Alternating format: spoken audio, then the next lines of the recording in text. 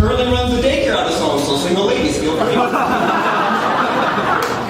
Alright, JD Proverse is on deck. Up to stage right now is David Gooch.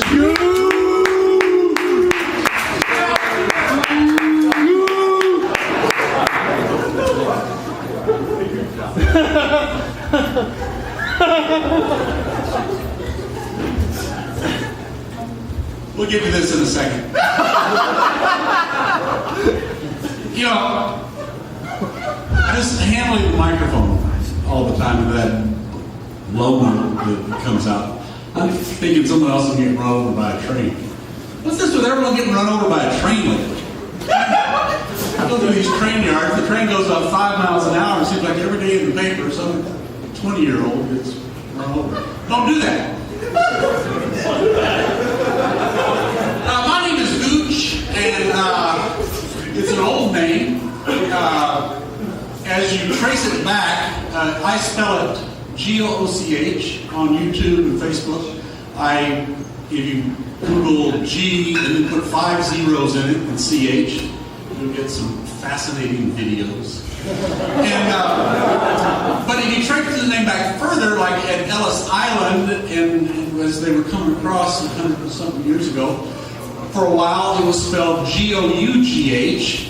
And if you trace it back to England and Amsterdam and Holland, it was G-O-U-G-H. And if it goes back even further, they put a van in front of it. So what I'm trying to tell you is that the following post-impressionist impression is from Van Gogh.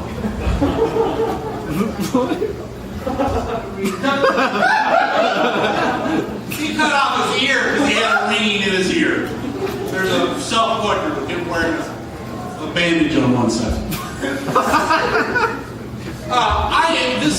These are great fun. I've been working at the Sanford Hospital recently, and I wear this in my work so I can go into the operating rooms and back in the back hallways. And these are great suits to wear, and one of the fun things to do is when you're out in the waiting room and you see somebody you know, you just walk up to them real somber and you say, on the bright side, I can make it to my tea time.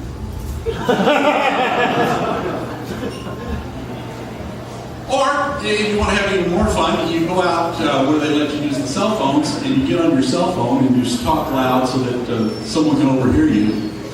And you say, Mama, I told her she should get a C-section. I wouldn't miss my Texas Hold'em game tonight.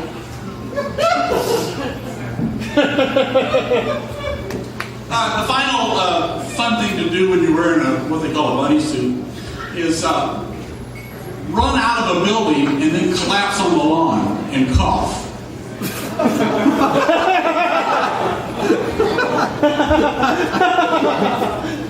If Devo would come to town, I'd be all set for that too.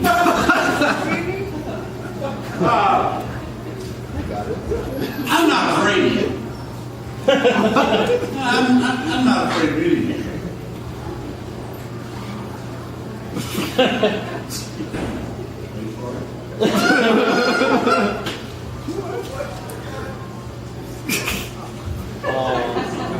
Think you're bad?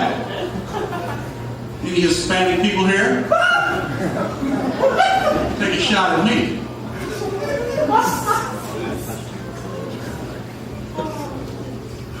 I like that noise. Oh. It happened about 5 weeks ago. Get with the news. Women's restrooms. They should put them in the same spot in every fast food restaurant. Nothing's worse than having to dash out of your car, run directly to the restroom, get in your little stall, and then have to do the thinking.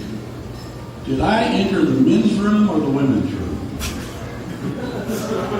And you're there and you're looking around at the tile and you can't really, you're not getting a clue for the tile or anything like that. This happened to me about 3 months ago. And finally I decided, okay, I'm in the women's room, and I waited and I listened, and I was the only one in there.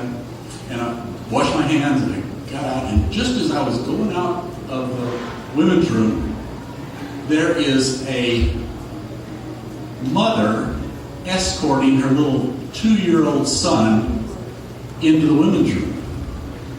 Okay. The son looks up at me and is just shocked. The mom looks at me, shocked. So, try to think real fast. I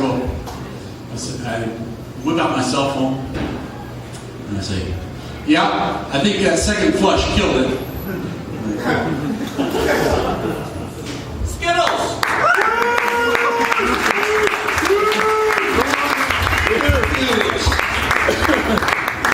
Let's just pray his job at Stanford doesn't entitle being a doctor. Or anything that would have to save our lives at some point. Alright, the musical stylings of TJ Bedard is on deck, but up next, a very funny man, JD Prober.